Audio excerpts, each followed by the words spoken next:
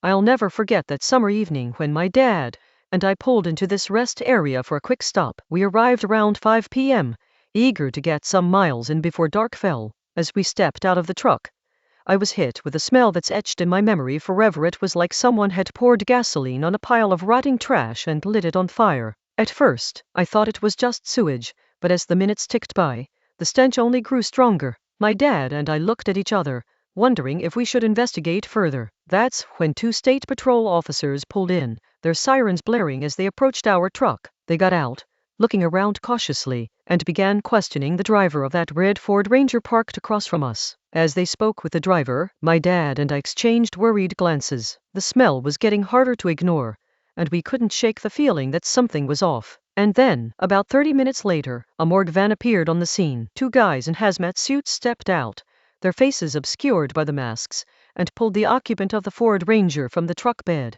The officers quickly ushered them away, and the morgue van drove off into the darkness. My dad and I were left standing there, trying to process what we had just seen. We knew that Guy had died. It was too late, and he'd been trapped in that sweltering truck bed for hours. The heat must have been unbearable, and I couldn't help but think about how his body would be a gruesome sight. As the officers began to take statements from us, my dad turned to me and said, "Washington, we need to get out of here." We didn't stick around to find out more. The smell was too much, and our curiosity wasn't worth risking our own safety. I've often wondered what happened to that poor guy, but it seems like his story remains a mystery. If you're as fascinated by true stories like me, please subscribe to my channel for more tales like this one. What would you do in this situation? Follow for more stories.